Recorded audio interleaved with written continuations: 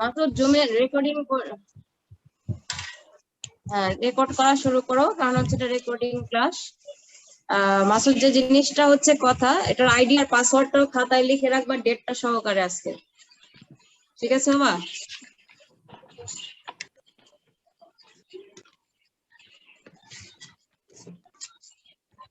আচ্ছা, সব স্টুডেন্টরা যারা আজকে জয়েন করেছো সবাইকে ধন্যবাদ জয়েন করার জন্য। মাত্র 47 জন আমাকে নিয়ে, তার মানে 46 জন হয়তো তোমরা জয়েন করেছো। আমি বলেছিলাম যদিও যে আমি 100 জন সবাই চাই, তোমার কেউ হয়তো ক্লাসে নেই, সবাই হয়তো চিন্তা ভাবনায় আছো যে পরীক্ষা হয়তো হবে না। পরীক্ষা না হলেও বাবা পরীক্ষা হবে, এটা অনার্সের বিষয়। অনার্সের বিষয় কখনো পরীক্ষা ছাড়া কিছু হয় না। ঠিক আছে, সবাই সবার ক্যামেরাটা পারলে অন করে নিও। পরীক্ষা ছাড়া কোনো কিছুই হবে না, কারণ হচ্ছে হলো কি পরীক্ষাটা জরুরি না। এটা একটা নাম,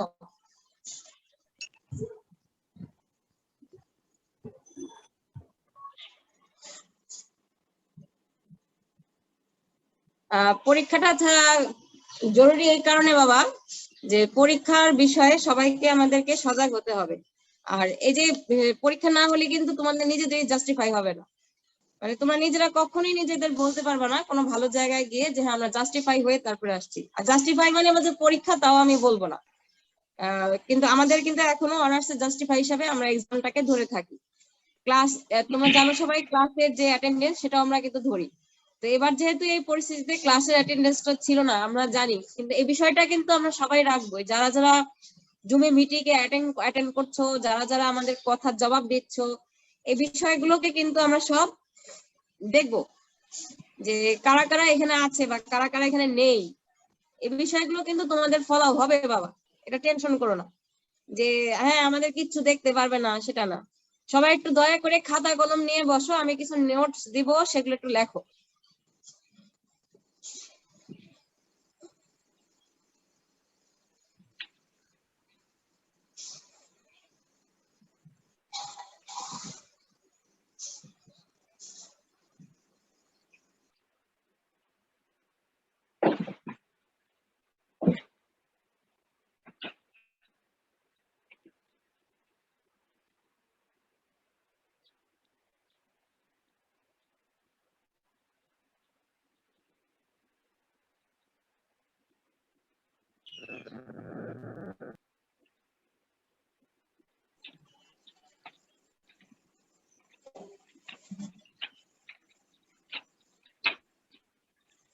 আচ্ছা, আমাদের হচ্ছে মূল বিষয় হচ্ছে 4টি: জিওগ্রাফিক্যাল থটস এন্ড কনসেপ্ট, এটা হচ্ছে 100 মার্কসের তোমাদের, তাই তো? 70 আর 30, এটা কি তোমরা সবাই জানো? এদিকে কি সবাই মনে হয় জানো? কারণ 30-এ কিন্তু আমরা অলরেডি পরীক্ষা দিয়ে দিয়েছি, আমাদের 30-এ অ্যাসেসমেন্ট কিন্তু চলে আসছে। এখন রয়ে গেছে আমাদের বাকি 70। তো এই যে 70-এর অ্যাসেসমেন্ট বাবা, 70-এর অ্যাসেসমেন্টের জন্য আমাদেরকে তৈরি হতে হবে। তোমরা কেউই পড়াশোনা করছো না বা পড়াশোনার ধারে কাছেও যাচ্ছ না। ইভেন আমাদের যদি অ্যাসাইনমেন্টও তৈরি করতে দেয়, যেমন তোমরা এবার অ্যাসাইনমেন্ট দিয়েছো, সম্পূর্ণ বইটা তুলে ধরেছো। অনার্সের অ্যাসাইনমেন্ট যদি সম্পূর্ণ বই তুলে ধরা হয়, তাহলে ইন্টারমিডিয়েটের ছেলেদেরকে আমরা কি বলবো? এইচএসসি ছেলেদের অনার্স মানে হচ্ছে আমার বৃহত্তর জায়গা, সেখানে আমাকে ইন্টারনেট ঘাটতে হবে, কিছু অন্য বই দেখতে হবে, ইংলিশ বই দেখতে হবে। তোমরা সবাই যার যার বইয়ের অংশগুলো তুলে ধরেছো এবং আদার্স অন্য কিছুই দাওনি, যে সেখানে আমি আমার মন থেকে কিছু তৈরি করে দেব, সেটাও কিন্তু তোমাদের মাঝে নাই। আমি কিন্তু বলেছি জিওগ্রাফি মানে হচ্ছে চিত্র আঁকা, জিওগ্রাফি মানে এখানে কোনো চিত্র আঁকা আমি দেখিনি অ্যাসাইনমেন্টে। আচ্ছা, জিওগ্রাফিক্যাল থটস এন্ড কনসেপ্টের যে বিষয়টা, সেখানে প্রথম অধ্যায় চ্যাপ্টারটা তোমরা ভালো করে পড়বে, এই পড়াটা ভালো করে সবাই জেনে রাখবে। এখান থেকে প্রশ্ন সবসময় আসে এবং আসবে, আমি চিন্তা ভাবনা করি, কারণ এটা হচ্ছে আমাদের বেসিক। যদিও আমি সবসময় মানা করি এই অধ্যায় থেকে কোশ্চেন অ্যান্সার করার জন্য, কারণ এই অধ্যায় থেকে কোশ্চেন অ্যান্সার করলে অনেক সময় সবারই মনোপুত হয় না, ইভেন আমারও হয় না। দেখা যায় যে আমি হয়তো জানি অন্যরকম, বা আমি আরো ভাস্ট চেয়েছি, যে ছেলেটা আমার কাছে ভাস্ট দেয়, ঠিক আছে, সেই জিনিসটা এখানে পাওয়া যায় না। তো আমরা এই জন্য এটা দিতে মানা করি, কিন্তু তারপর বাবা যেহেতু এটা ইম্পর্টেন্ট, সেটা এটা দরকার, এটা একটু দিবে। আর দ্বিতীয়ত হচ্ছে জিওগ্রাফিক্যাল যেটা ছিল, গ্রিক আর রোমান পিরিয়ড, এই গ্রিক আর রোমান পিরিয়ড কিন্তু কিন্তু সবসময় কোশ্চেন এসে থাকে। তোমরা কোশ্চেনের প্যাটার্ন গুলো দেখবে, দেখলেই বুঝবে যে কোশ্চেন সবসময় এই চ্যাপ্টার থেকে আসে। এবং বাংলাদেশের জিওগ্রাফির যে উন্নয়ন, সেটা থেকেও কোশ্চেন আসে। এই যে বিষয়গুলো বাবা, সে বিষয়গুলো জানতে হবে। আরেকটা হচ্ছে হলো গিয়ে major views and themes in geography, দৃষ্টিভঙ্গি, জিওগ্রাফি যে দৃষ্টিভঙ্গি, চ্যাপ্টার 7 থেকেও কিন্তু কোশ্চেন মাস্ট আসে। এখানে যেমন আমাদের আছে পারিসরিক দৃষ্টিভঙ্গি, তারপর হচ্ছে সম্ভাবনাবাদ, নিমিত্তবাদ, এই যে বাদ গুলো থেকে একটা কোশ্চেন এই বাদের থেকে অবশ্যই আসে। আবার অনেক সময় কি করে রিলেটেড দেয়। তো তোমরা বাবা এখান থেকে অন্তত পক্ষে চ্যাপ্টার ধরে ধরে এবং গত বছরের প্রশ্নকে খেয়াল করে একটা সাজেশন নিজেরা তৈরি করতে পারো, অথবা আমাকে কোশ্চেন দিলে আমি বলতে পারি যে এখানে এই কোশ্চেন গুলো আছে, এবং অন্যান্য কলেজের কোশ্চেন গুলো তোমরা ফলো করতে পারো, যেগুলো তোমাদের যে 5টি কলেজ আছে, 6টি কলেজে যে জিওগ্রাফি আছে সেদিক।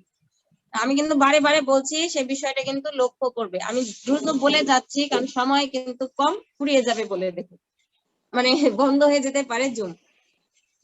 সবার মুখ কালা কেন? পড়াশোনা করতে বসলে মুখ কালো হয়ে যায় রে বাবা। আচ্ছা, দেন হচ্ছে introduction to physical geography. Physical জিওগ্রাফির বাবা চ্যাপ্টার হচ্ছে টোটাল তোমাদের সাবজেক্ট 1001, 1002 আর 1003। এই তিনটা হচ্ছে মেজর। তিনটা মেজরের মধ্যে হচ্ছে আবার তোমাদের সেটি হচ্ছে বাবা যে এই 3 মেজর বাবা, 3 মেজর কিন্তু তোমাদের হচ্ছে 50 মার্কের পরীক্ষা। এর মধ্যে কিন্তু অলরেডি তোমরা 15তে অ্যাসেসমেন্ট তোমরা দিয়ে দিয়েছো জমা, এখন বাকি আছে 35। তাহলে সাধারণত এখান থেকে কোশ্চেন করতে হয় ছোট প্রশ্ন 2টো আর বড় প্রশ্ন হচ্ছে একটা। 20 আর 15 35, তো 3টা আর একটা, 20 আর 15 35। এখানে সময়ও কম, পরীক্ষার সময়ও কম। তো এখান থেকেও বাবা প্রথম অধ্যায়টা দেখবে ভালো করে, ঠিক আছে? আর লিথোস্ফিয়ার থেকে এখান থেকে জানার আছে অনেক কিছু, মানে চ্যাপ্টারটা বড় অনেক, চ্যাপ্টারটা অনেক জানার বিষয়। অনেকের কাছে প্রাকৃতিক ভূগোল কঠিন লাগে, আমার কাছে খুব ভালো লাগে প্রাকৃতিক ভূগোল। আমি সবসময় ভালো ছিলাম, আমার ভালো লাগতো পড়তে। কারণ আমি পড়ার সময় বা আমরা পড়ার সময়, আমাদের সময় আমরা সেই সেন্সে চলে যেতাম যে পড়ছি আর চলে গেছি আরেক জায়গায়। তার মানে মনকে তৈরি করে নেওয়া, এটাই কিন্তু সৃজনশীলতার বৈশিষ্ট্য। আর আমাদের এখন হয়েছে আমরা তোমাদের হাতে কলমে দেখাই সামনে এনে, কিন্তু তোমাদের মধ্যে কোনো সৃজনশীলতা নাই আমার মনে হয় বাবা। কারণ তোমরা দেখো, দেখে ওইটাকে চিন্তা ভাবনা করো। আমরা আমাদের যেটা ছিল যে আমরা চিন্তা করতাম যেটা এই রকম হবে, এই শেপের হবে এটা, ঠিক আছে? এই শেপের সাথে আমার চিন্তা ভাবনার সাথে আমি যখন আমার বইয়ের চিন্তা ভাবনাকে সংযুক্ত করেছি, তখন কিন্তু আমাদের মধ্যে মিলে গেছে যে হ্যাঁ এটা এই জিনিসই, সামথিং মানে কিছু ডিফারেন্স, এটাকে আমরা ঠিক করে নিয়েছি। তো এখান থেকেও বাবা চ্যাপ্টার ধরে যদি পড়ো, প্রথম চ্যাপ্টারটা মাস্ট পড়বে, এখান থেকে কোশ্চেন আসবেই। দের অন্যান্য চ্যাপ্টারে যে প্রশ্নগুলো বিগত সালের, এবং বিগত সালে তো তোমাদের দুইটা ইয়ার গেছে, তো 2টা ইয়ারের কোশ্চেন এবং আদার্স যে বিষয় সে বিষয়গুলো দেখবে, মানে অন্যান্য কলেজে যে প্রশ্নগুলো দেখবে, তাহলেই হয়ে যাবে। আর সবচেয়ে সোজা হচ্ছে introduction to human geography. Introduction to human জিওগ্রাফির মতো সোজা বিষয় আর কিছু নেই। ইন্ট্রোডাকশন টু হিউম্যান জিওগ্রাফি তোমাদের কিন্তু সেকেন্ড পার্টেও আছে, সেকেন্ড অধ্যায় মানে সেকেন্ড ইয়ারেও আছে। সেকেন্ড ইয়ারে প্রাকৃতিক ভূগোল আছে, যেটা তোমরা জিওমরফোলজি রূপে পড়বে। তারপরে হচ্ছে ক্লাইমেটোলজি রূপে পড়বে। ইন্ট্রোডাকশন টু হিউম্যান জিওগ্রাফিতে বাবা এটাও তাই, প্রথম অধ্যায়ের যেটা আছে সেটি ভালো করে জানবে। প্রথম অধ্যায়টা, এই অধ্যায় থেকে কোশ্চেন থাকবেই, পরীক্ষার হলে পড়ে যাবে। আর যারা পড়াশোনা করছো তারা মনে রাখবে যে আমি যদি প্রথম অধ্যায় থেকে কোশ্চেন করি, তাহলে অনেক সময় সেটা আসপেক্টের সাথে মিলে না, আর কি প্রয়োজনীয় তথ্যের সাথে মিলে না অনেক সময়, বা আমরা জানি না। কারণ আমার ছেলেরা তো এখন বই খাতা খুব কমই ব্যবহার করে, মানে বইগুলো খুব কমই দেখে, তারা হাতের সামনে যে একটা পায় সে একটাই পড়ে। কিন্তু আমি কিন্তু ক্লাসে বা আমরা সবসময় বলেছি, অনার্স কিন্তু একটা বিষয় না বাবা। অনার্স কথাটা মানেই হচ্ছে সম্মান, আমাকে অনেক কিছু জানতে হবে, অনেক কিছু আলাদা দিতে হবে। ঠিক একই ক্ষেত্রে concept of region and world region প্যাটার্নেও বাবা তাই। যদিও রিজিয়নের অঞ্চল পড়ার ক্ষেত্রে আমরা অনেক কিছু জানি বা বুঝি, এই যে জানা বোঝা তোমাদের কোশ্চেন নাই, জানা বোঝা সবকিছু থেকেই দিতে হয়, এবং এটাও কিন্তু একটা মজার সাবজেক্ট। পৃথিবীর কোন অঞ্চলটা কি আছে, কোন অঞ্চলে কি আছে, অঞ্চলটা কিভাবে চিহ্নিত করে। জিওগ্রাফি কিন্তু মূলত আসছে অঞ্চলের ধারা থেকে, তার মানে অঞ্চলের যে ক্রমবিকাশ বা অঞ্চলের যে আলোচনা সেটা থেকে। এইখান থেকেও বাবা ওই প্রথম অধ্যায়টা একটু পড়ে নিবা ভালো করে, ঠিক আছে। তারপর হচ্ছে ফান্ডামেন্টাল অফ ইংলিশ ল্যাঙ্গুয়েজ। আমরা জানি না ল্যাঙ্গুয়েজের উপর কোশ্চেন যারা করবে তারা অবশ্যই তোমাদের ব্যবস্থা করবে। বিগত 2 বছরের প্রশ্ন ফলো করলে তোমরা দেখতে পারবে যে ল্যাঙ্গুয়েজের যে কোশ্চেন আর কি, সেটা গ্রামাটিক আছে আর হচ্ছে লোকে কম্প্রিহেনশন আছে। তো গ্রামাটিকের কোশ্চেনটা খুবই সহজ। তোমরা গ্রামাটিক্যাল যে কোশ্চেন, তার মানে গ্রামার থেকে যে কোশ্চেন আসবে তোমরা অবশ্যই সেখান থেকে আমি আশা করি 5 নাম্বার চলে আসবে, ঠিক আছে। তারপর হচ্ছে তোমাদের 1006, 1007 আর হচ্ছে 1008। 1006 হচ্ছে ফান্ডামেন্টাল কার্টোগ্রাফি। একটু সবাই এখন সজাগ হও, তোমাদের এই বিষয়ের ক্লাস এখন পর্যন্ত নেওয়া হয়নি, এটি প্র্যাকটিক্যাল ক্লাস। অন্যান্য সব ক্লাস না হলেও এই বিষয়ের ক্লাস এখনো আমরা নেওয়া হয়নি। তো ফান্ডামেন্টাল কার্টোগ্রাফির প্রথম যে অধ্যায় সেটাই হচ্ছে ইন্ট্রোডাকশন টু কার্টোগ্রাফি, অর্থাৎ কার্টোগ্রাফি কি, মানচিত্রাঙ্কন বিদ্যা কি, সেটা definition, history, importance and application, অর্থাৎ সংজ্ঞা, এর ক্রমবিকাশ, এর গুরুত্ব কি এবং এটি কোথায় আমরা প্রয়োগ করি, অ্যাপ্লিকেশন। তো এই যে বিষয়গুলো বাবা, সেখান থেকে যখনই আমরা কার্টোগ্রাফি জানবো, মানচিত্রাঙ্কন বিদ্যা, সেখান থেকে আমার চলে আসবে map and scale, enlargement and reduction map, তারপর হচ্ছে distance and area measurement techniques and thematic map, computer cartography. ষষ্ঠ অধ্যায়টা যে কম্পিউটার কার্টোগ্রাফি, এটা মূলত গণনামূলক চ্যাপ্টার, এটা লিখে রাখো সিলেবাসের পাশে, সবাই লিখে রাখো এই অধ্যায়টা। যেটুকু আমরা পড়বো সেটুকু হচ্ছে সম্পূর্ণটা বর্ণনামূলক, এখান থেকে বর্ণনামূলক কোশ্চেন আমাদেরকে দেওয়া হবে। আর স্যার যে বিষয়গুলো করাবেন সে বিষয়গুলো হচ্ছে স্কেল। প্রথমে হচ্ছে স্কেল সম্পর্কে তোমাদের সমস্ত ধারণা দেবার পর স্যার স্কেলের টাইপসে যাবে। টাইপসের মধ্যে আমাদের যেটি আছে সেটি হচ্ছে সিম্পল স্কেল, কনিক্যাল স্কেল, 5 প্রকার: সরল, কর্ণীয়, তুলনামূলক। এই সরল, কর্ণীয় আর তুলনামূলক স্কেলই সাধারণত করানো হয়। বিশেষ স্কেল বা ভার্নিয়ার স্কেল তোমাদের জানানো হয় না।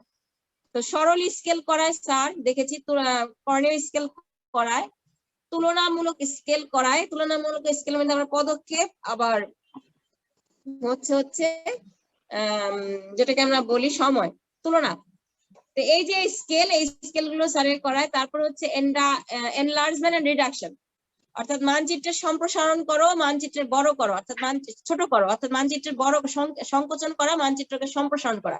একটা মানচিত্র তোমাদেরকে দেওয়া হবে, সেখান থেকে তোমার মানচিত্রকে বড় ছোট করবো। এটা সাধারণত আমরা বর্গ পদ্ধতিতে যেটি সেটি ব্যবহার করে থাকে। ডিস্টেন্স এন্ড এরিয়া মেজারমেন্ট, এটাও তোমাদের করা হবে, ঠিক আছে। তাহলে আমি কিন্তু বলে দিচ্ছি কি কি করা হবে, কেউ কিন্তু নোট নিচ্ছ না, সবাই বসে রয়েছে।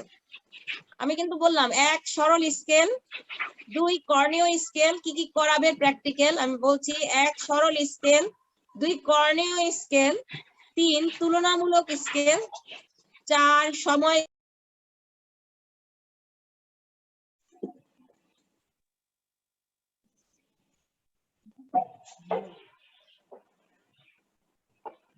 তারপরে হচ্ছে চক্র পদ্ধতি। ঘনত্ব হচ্ছে জনসংখ্যার ঘনত্ব দেখাতে পারি আমরা, কৃষির ঘনত্ব দেখাতে পারি, যে ডেনসিটিটা কি রকম, কোথায় কতটুকু আছে সেরকম আর কি। তারপরে হচ্ছে এটা যখন করাবো বাবা তখন বুঝাবো, এখন না, এখন লিখে রাখো যে আমাদের প্র্যাকটিক্যাল বিষয়গুলো কি কি। তারপর হচ্ছে বর্গ পদ্ধতি, তারপর হচ্ছে পাই গোলক পদ্ধতি, পাই পদ্ধতিতে, এন্ড বার ডায়াগ্রাম। তারপর হচ্ছে স্তম্ভলেখ পদ্ধতি। পাইটাকে আমরা চক্র পদ্ধতি বলতে পারি, আর সার্কেলটা হচ্ছে বাবা গোলক পদ্ধতি। সার্কেলটা হচ্ছে গোলক পদ্ধতি আর পাইটা হচ্ছে চক্র পদ্ধতি, যেটাকে আমরা বলি। আর বার ডায়াগ্রাম, এটা দিয়ে আমরা মূলত শুরু করবো। স্তম্ভলেখ পদ্ধতি দিয়ে আমরা কাজ শুরু করবো, অর্থাৎ সোজাটা দিয়ে আমরা আগে কাজ শুরু করবো, দেন তারপরে বাকি অংশ।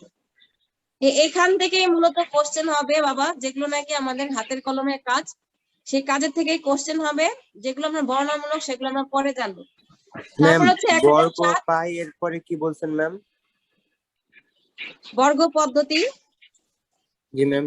তারপরে হচ্ছে পাই। পাই হচ্ছে চক্র পদ্ধতি। পায়ের এর নাম হচ্ছে চক্র পদ্ধতি বলতে পারি, আমরা জানবো একটা একটা করে সব জানবো, জেনেই কাজ করব। তারপর হচ্ছে স্তম্ভলেখ, আর কিছু মানচিত্র করাই, যেমন বাংলাদেশের প্রশাসনিক মানচিত্রটা করাই, স্যার করায় পৃথিবীর প্রত্যেকটা মহাদেশের মানচিত্র, যে জানো সবই হচ্ছে পলিটিক্যাল, মানে রাজনৈতিক বিষয়গুলো জানা, কয়টা অংশে ভাগ করা না করা। তোমরা তোমার কাজ করতে চাও না, জিওগ্রাফির মূল কাজটাই কিন্তু ম্যাপ দিয়ে শুরু হয়েছে বাবা। জিওগ্রাফি আসছেই মানচিত্র দিয়ে, তবে পৃথিবীর মানুষ প্রথমেই মানচিত্র অঙ্কন করে ফেলেনি।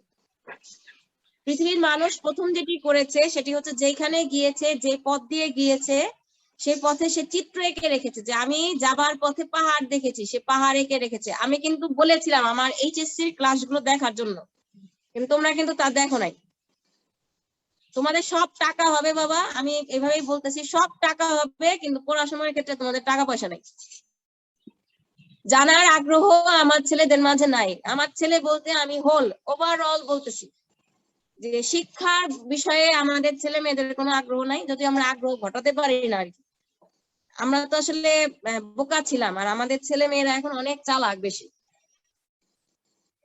এই চালাকিটা আমরা ফলপ্রসূ হব যখন নাকি তোমরা কর্মক্ষেত্রে ঢুকবে বাবা, ঠিক সেই সময়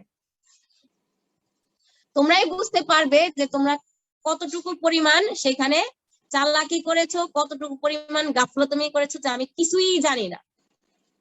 তুমি যখন কিছু না জানবে তখন কিন্তু তোমার কর্মক্ষেত্র, তুমি ব্যবসা করো, তুমি বাইরে যাও, তুমি যা ইচ্ছা তাই করো, সেখানে কিন্তু তুমি কাজে লাগাতে পারবে না বাবা। তার মানে জাতি যখন একটা কোনো কিছুতে শূন্যতা ভোগ করবে, তখন জাতি বুঝবে যে আমি কি ক্ষতিটা করছি। নিজের ক্ষতি মানে বাবা অন্যের ক্ষতি। ওভারঅল যদি চিন্তা করো, এই যে বলি না জিওগ্রাফি সবার সাথে চিন্তিত, এটাই হচ্ছে প্রমাণ। তুমি অর্থনীতির ভাষায় চিন্তা করো, আমাকে এক ম্যাডাম জিজ্ঞেস করেছিল তুমি পড়াশোনা করছো কেন? আমি বলেছিলাম এটা চাকরি পাওয়ার জন্য, তো চাকরি পেয়ে কি করবা, সংসার দেখবো। তখন বলছিল না, তুমি পড়াশোনা করছো তোমার নিজের জন্য, অন্যের জন্য না। কারণ তুমি যা কিছুই করছো না কেন সেটা সবই তোমার নিজের জন্য।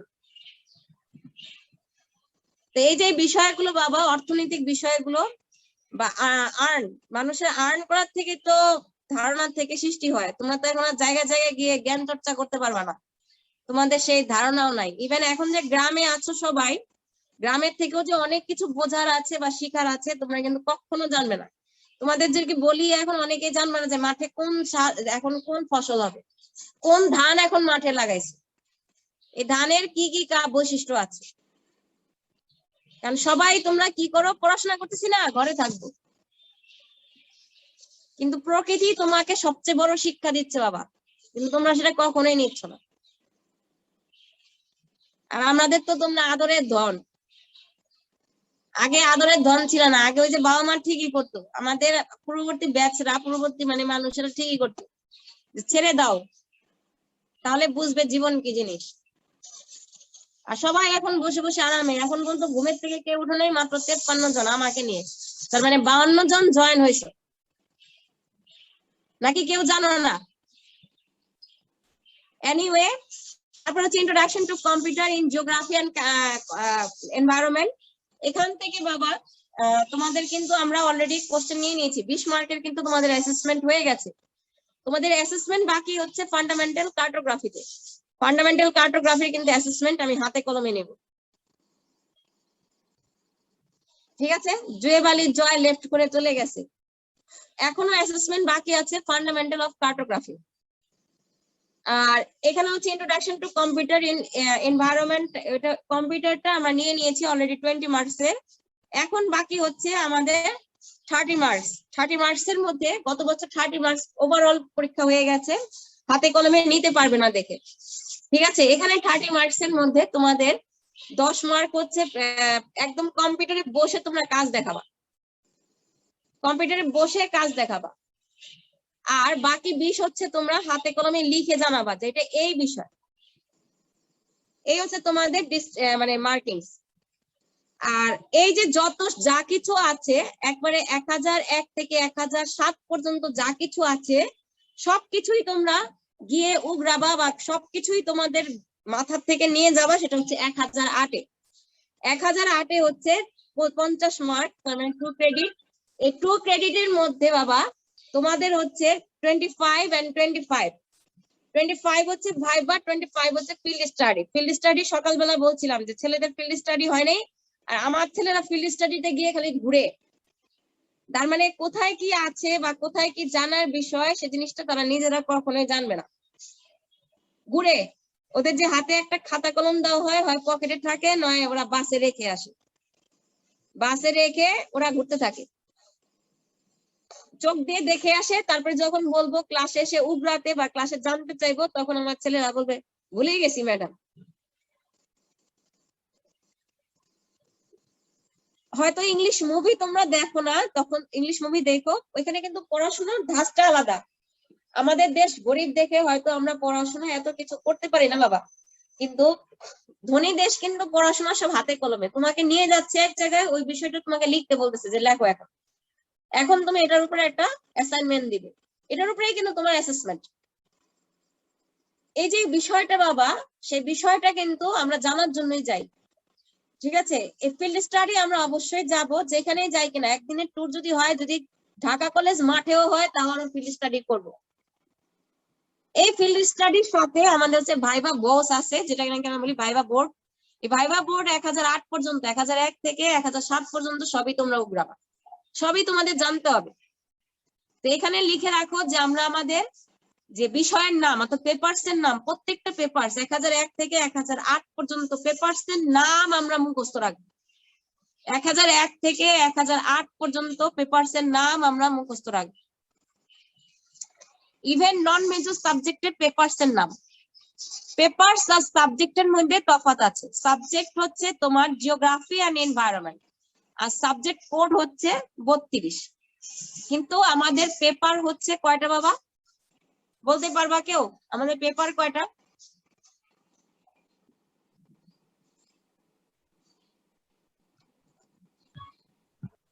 সিলেবাস দেখে বলতে হবে কেন? 1001 থেকে 1008 8টা। স্বাধীন বাংলাদেশের অভ্যুদয় ইতিহাস 9টা, ঠিক আছে? যারা নাকি পরিসংখ্যান আমরা পড়বো সায়েন্সে, তাদের হচ্ছে 2টা। 9 আর 2 11, আর হচ্ছে এইদিকে হচ্ছে বোটানি, সেটা হচ্ছে কত 12। তার মানে আমরা যারা সায়েন্স, তার আমরা 12টা পেপারস এর নাম মুখস্থ রাখবো। যেমন স্ট্যাটিক্স, স্ট্যাটিক্স এর নাম কি? ইন্ট্রোডাকশন টু নাকি ফান্ডামেন্টাল অফ স্ট্যাটিক্স, কোনটা বলো?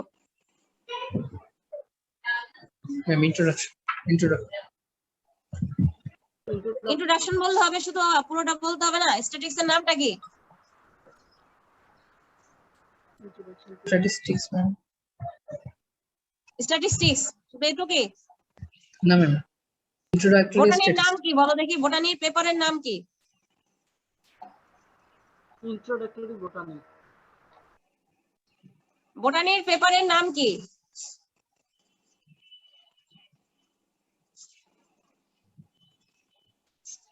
Introduction botany.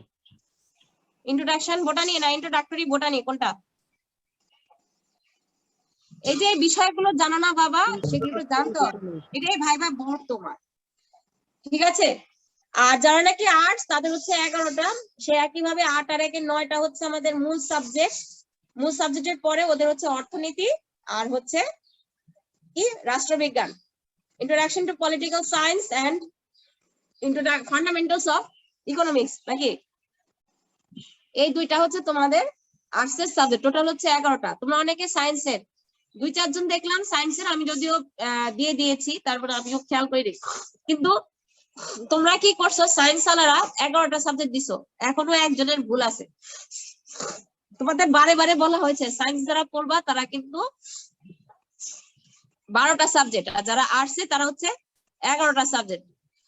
এই যে বিষয়গুলো বাবা, তাহলে বুঝে দেখো যে তোমরা এখনো আমার ঠান্ডা লাগছে। তোমরা এখনো কত দূর নিজেদেরকে তৈরি করো নাই, এখনো 1.5 বছর, এখন তোমরা সেকেন্ড ইয়ারে পড়ার কথা, অলরেডি তোমাদের সেকেন্ড ইয়ার পরীক্ষা হয়ে যাওয়ার কথা এই সময়ের মধ্যে। আমি মনে করেছি যে আমার ছেলেরা এই সময়ের মধ্যে ফার্স্ট ইয়ারে পড়া পরে সেকেন্ড ইয়ারে ভাইদের থেকে তথ্য নিয়ে পড়া শুরু করে দিছে, কিন্তু আমি যখন সেকেন্ড ইয়ারের ছেলেদের জিজ্ঞেস করছি যে ফার্স্ট ইয়ারের ছেলেরা সেকেন্ড ইয়ারে পড়া সম্পর্কে জিজ্ঞেস করে কিনা, তাদের কোনো আগ্রহ নাই।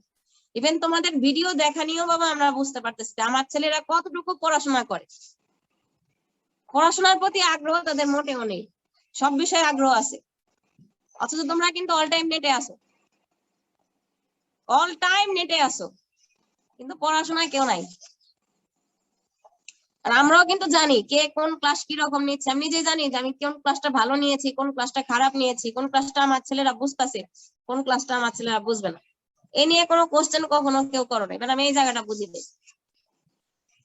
অনেকেই রাগ করো যে ডিপার্টমেন্টের কিছু গুটি কয়েক ছেলেদেরকে কেন ভালোবাসা হয়, গুটি কয়েক ছেলেরা বাবা জানে বা জানার আগ্রহ আছে, এদের স্যার ম্যাডামদের সাথে একটা ইন্টারঅ্যাকশন আছে, যে জানতে চেষ্টা করে যেটা কি আসলে। তোমাদের মধ্যে বেশিরভাগের ক্ষেত্রে আগ্রহ নেই। 148 জন ফর্ম ফিল আপ করছো, 48টা যদি ফার্স্ট ক্লাস না পাও তাহলে ঢাকা কলেজের মান সম্মান কোথায় থাকবে সেটা কি জানতে পারবা?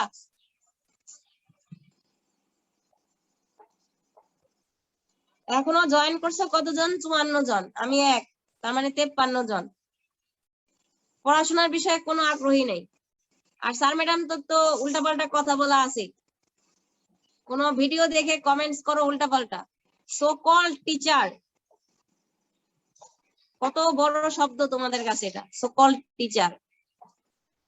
আর আমাদের প্যারেন্টসরা ছোট কাল থেকে শিখাইছে তোমাকে যে সরেও কথাটা শিখাইছে, সরেও অ কথাটা শিখাইছে, সেও তোমার গুরু, সেও তোমার কি বলবো সম্মানের পাত্র, তাকে সবসময় তোমার সম্মান দিয়ে চলতে হবে। আমার ছেলেরা তো গিয়ে সবাই শিক্ষকদেরকেই অসম্মান করবে, আগে বড় বড় লেভেলে গিয়ে শিক্ষকদেরকে অসম্মান করবে, অর্থাৎ জাতির মেরুদণ্ড আল ফাহাদ ঘুমায় যেতেছে।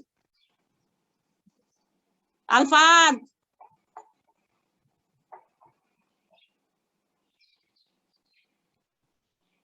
বেলা বাজে 11টা, এখনো তারা ঘুমায়।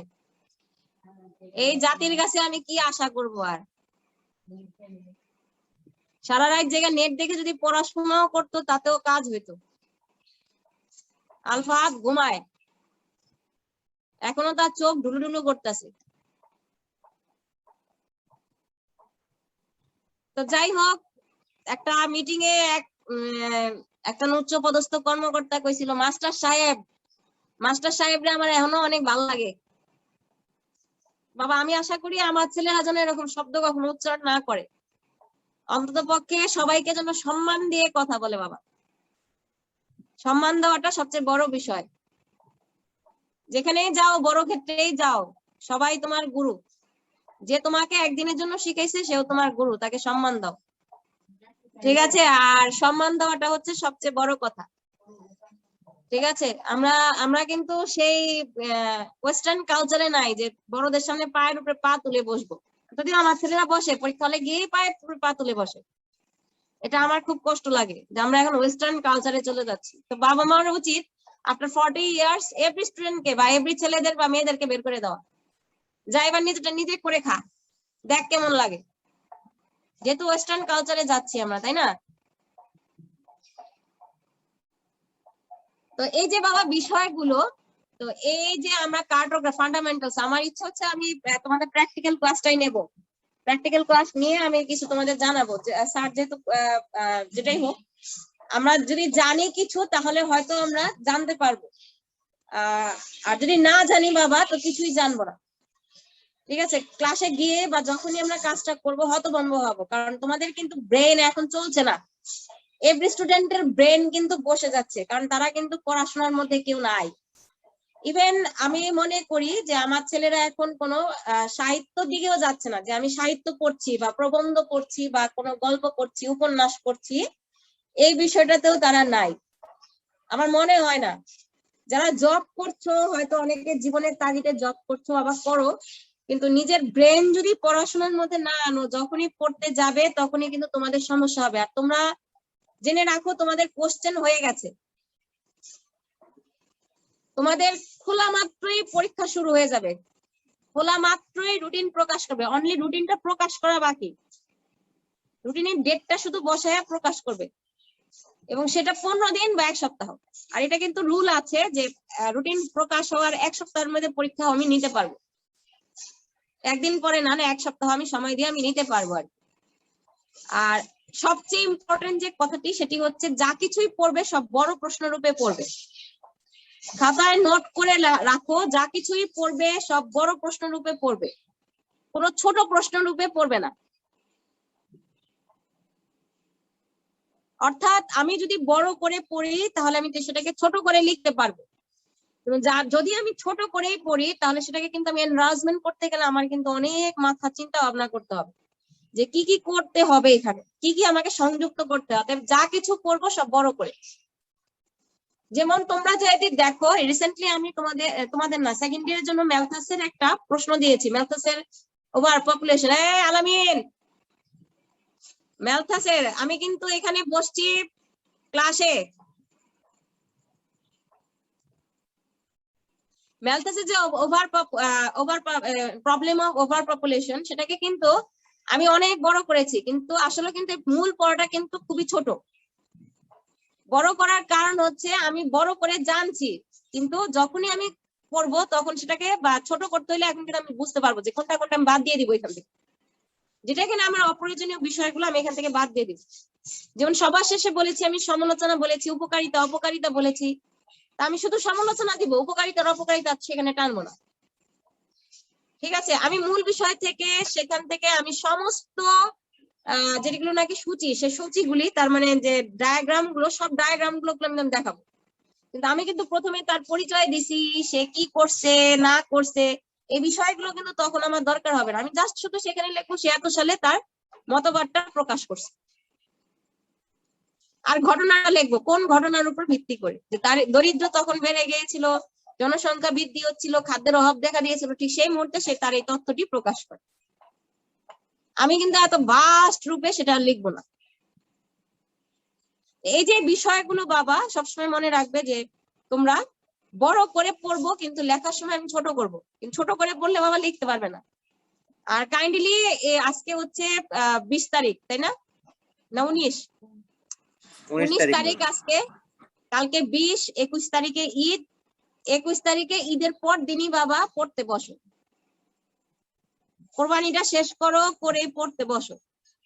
কলেজ খুলেই তোমাদের পরীক্ষা, ফার্স্ট ইয়ার সেকেন্ড ইয়ার এক টানে পরীক্ষা হবে, থার্ড ইয়ার।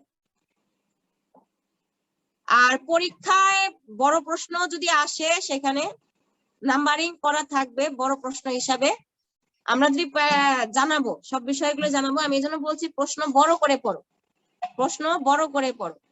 আর যদি সময় কম দেয়, ধরো তোমাদের হচ্ছে যেটা 1001 হচ্ছে 3 ঘন্টার পরীক্ষা, সেটা যদি 1.5 ঘন্টায় নিয়ে আসে তাহলে কিন্তু পরীক্ষার হলে গিয়ে আগে তুমি সময় নির্ধারণ করবা যে আমাকে 4টা প্রশ্ন যদি লিখতে দেয় তাহলে 4টা প্রশ্ন আমাকে 1.5 ঘন্টার মধ্যে কিভাবে আমি শেষ করবো, আমি কত সময় করে সেখানে পাবো। ওই অনুযায়ী যদি না লেখো বাবা তাহলে কিন্তু পারবে না, কোশ্চেন ছেড়ে আসলে কিন্তু নাম্বার পাবা না। কোশ্চেন ছেড়ে আসা মানে আমার শেষ, একটা নাম্বার পুরোই শেষ। আমাকে ওভারঅল নাম্বারে পরীক্ষা দিতে হবে, সবকিছু আমাকে টাচ করে যেতে হবে।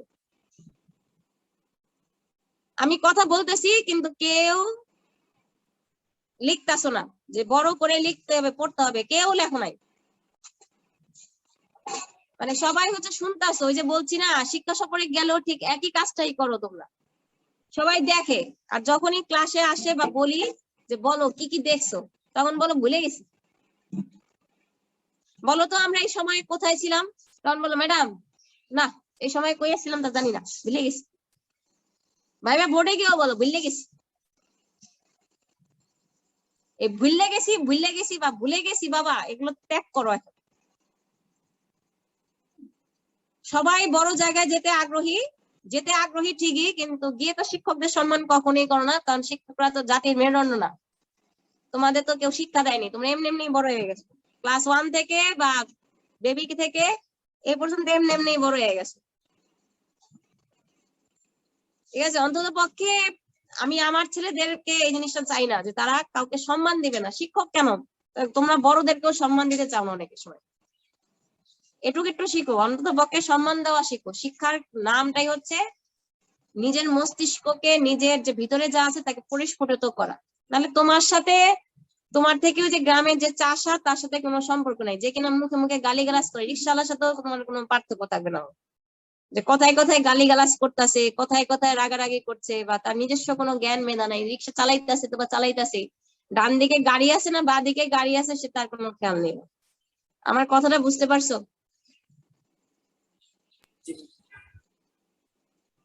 শিমুল কি পড়াশোনা করতেছো? জি ম্যাম, করতেছি। করতেছো।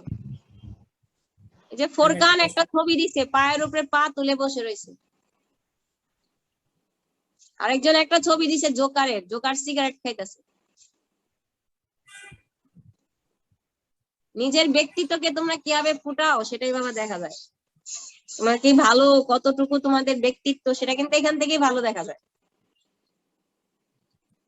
এটাই কিন্তু আমার পড়াশোনা, আমি নিজেকে কতটা পরিস্ফুটিত করতে পারি।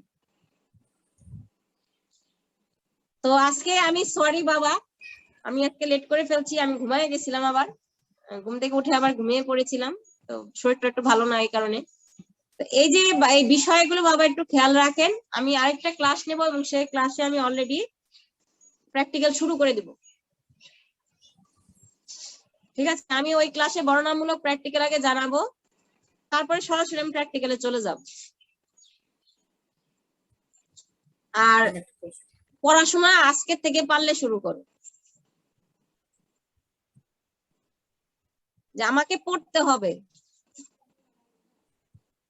না পড়াশোনা করলে বাবা সব আনন্দ মাটি হয়ে যাবে আফটার 5 ইয়ার্স। তোমরা কিন্তু এখন সেকেন্ড ইয়ারে ছিলে, এটা কিন্তু মনে রাখবে।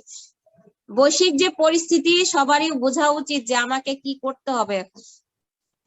সবারই সবকিছু রিডিউসড হয়েছে, তোমাদের এই যে পড়াশোনা বাবা, সেটা সবচেয়ে বেশি নষ্ট হয়েছে। কোনো ভালো প্লেসে যাবার জন্য তোমাকে নিজেকে তৈরি করতে হবে। সাধারণ জ্ঞান বা আইকিউ তো তোমরা জানোই না। পৃথিবীর সবচেয়ে, আমি এজন্য তোমাদের ইন্টারমিডিয়েট ক্লাসটা তোমাদের করতে বলেছিলাম, তোমরা কেউ করো না